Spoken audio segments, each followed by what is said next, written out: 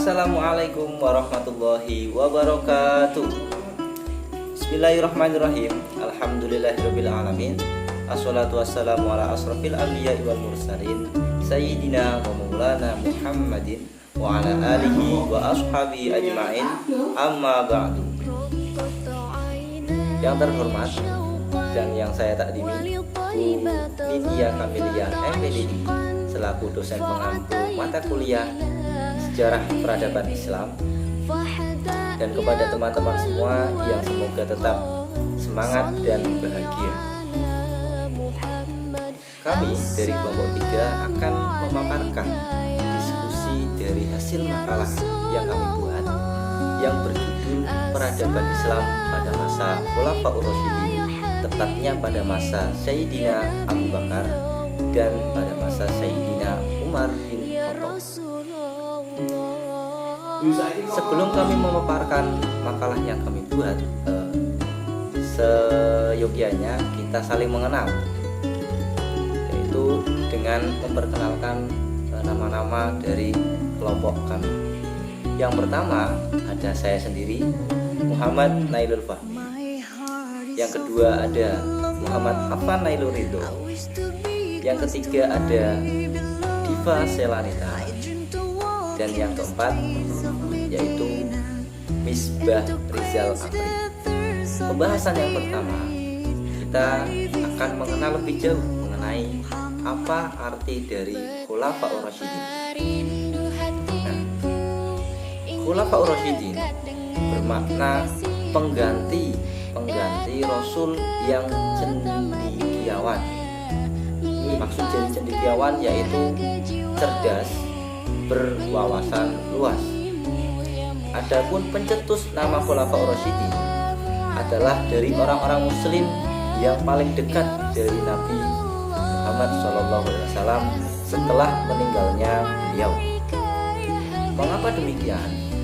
Karena mereka menganggap bahwa 4 tokoh sepeninggal Rasul itu orang yang selalu mendampingi dalam menjalankan tugasnya.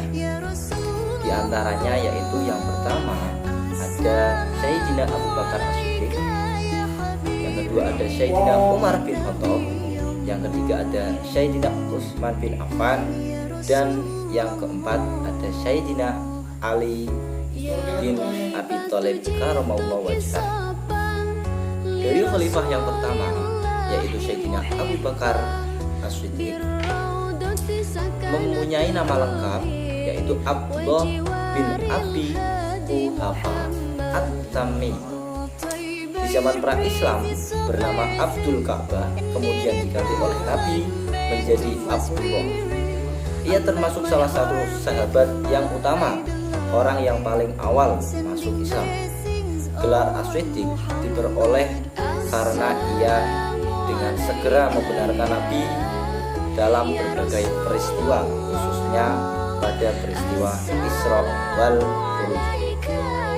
Adapun pencapaian yang dilakukan oleh Sayyidina Abu Bakar As-Siddiq, khususnya dalam masa pemerintahannya, cukup terbilang banyak menghadapi persoalan-persoalan di dalam negeri yang berasal dari kelompok murtad. Adapun dari kelompok nabi palsu dan pembangkang zakat. Berdasarkan hasil musyawarah dengan para sahabat yang lain, ia memutuskan untuk memerangi kelompok tersebut melalui apa yang disebut sebagai perang Riddah, yaitu perang melawan kemurtadan. Selain itu, mengenai peradaban yang berkembang pada masa pemerintahan Sayyidina Abu Bakar selama 2 tahun 3 bulan, ada beberapa capaian yang lainnya. Yang pertama yaitu membudayakan musyawarah yang lebih demokratis dalam pemerintahan dan masyarakat. Yang kedua, menumbuhkan loyalitas umat Islam dan tentara kepada pemerintah yang memberi dukungan atas semua kebijakan khalifah. Yang ketiga, membudayakan musyawarah dalam menyikapi setiap masalah yang timbul. Yang keempat, membangun pemerintah yang tertib di pusat dan di daerah. Yang kelima, membangun militer yang disiplin dan tangguh di medan tempur. Yang keenam, menyusun mushaf Al-Quran seperti yang dimiliki umat Islam sekarang. Kemudian yang terakhir ada mensejahterakan rakyat secara adil dengan membangun baitul mal serta memperbanyak zakat, infak serta ghanimah dan jaziah. Dengan demikian, selama pemerintahan Abu Bakar As-Siddiq, harta Bait al-Mal tidak pernah menumpuk dalam jangka waktu yang panjang, karena langsung didistribusikan kepada seluruh kaum muslimin. Bahkan ketika Sayyidina Abu Bakar As-Siddiq wafat, hanya ditemukan dirham dalam pembendaharaan negara. Seluruh kaum muslimin diberikan bagian yang sama dari hasil pendapatan negara. Hal tersebut merupakan keadilan yang sangat berpengaruh dalam kehidupan saat itu. Setelah Sayyidina Abu Bakar meninggal, yang menyebabkan kesedihan umat pada saat itu, dan sampai sekarang juga masih terasa kesedihan itu pun, digantikanlah Sayyidina Abu Bakar oleh Sayyidina Umar bin Khattab, yang mana Sayyidina Umar bin Khattab memiliki nama lengkap Umar bin Khattab bin Nufail, keturunan Abdul Uzza al-Quraisy dari suku Adi, salah satu suku terpandang dan mulia. Sayyidina Umar dilahirkan di Mekah 4 tahun sebelum kelahiran Nabi Muhammad SAW. Ia adalah seorang yang berbudi luhur, fasih dan adil serta pemberani. Beberapa keunggulan yang dimiliki oleh Sayyidina Umar membuat kedudukannya semakin dihormati di kalangan umatnya, sehingga kaum Quraisy memberi gelar singa pedang pasir. Dan karena kecerdasan dan kecepatan dalam berpikirnya, ia dijuluki dengan Abu Faiz.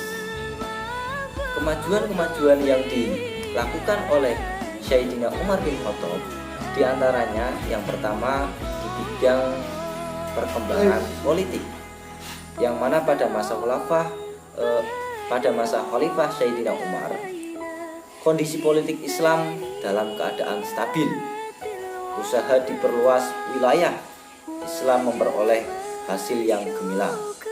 Karena perluasan daerah terjadi dengan cepat, Sayyidina Umar segera mengatur administrasi negara dengan mencontoh administrasi yang sudah berkembang terutama di Persia. Kemudian di bidang ekonomi, karena perluasan daerah terjadi dengan cepat, setelah Khalifah Sayyidina Umar mengatur administrasi negara dengan mencontoh administrasi yang sudah berkembang terutama di Persia tadi. Pada masa ini juga mulai diatur dan ditertibkan sistem pembayaran gaji dan pajak tanah. Pengadilan didirikan dalam rangka memisahkan lembaga yudikatif dengan lembaga eksekutif, yaitu untuk menjaga keamanan dan ketertiban, serta jawatan kepolisian dibentuk. Selain itu, di bidang pengetahuan, Sayyidina Umar bin Khattab juga sangat berpengaruh. Tidak diperbolehkan untuk keluar daerah kecuali atas izin dari khalifah dan dalam waktu yang terbatas. Jadi kalau ada di antara umatnya yang ingin belajar hadis harus pergi ke Madinah, ini berarti bahwa penyebaran ilmu dan pengetahuan para sahabat dan tempat pendidikan adalah terpusat di Madinah. Dengan meluasnya wilayah Islam sampai keluar Jazirah Arab, nampaknya khalifah memikirkan pendidikan Islam di daerah-daerah yang baru ditaklukannya itu. Setelah kurun waktu berjalan,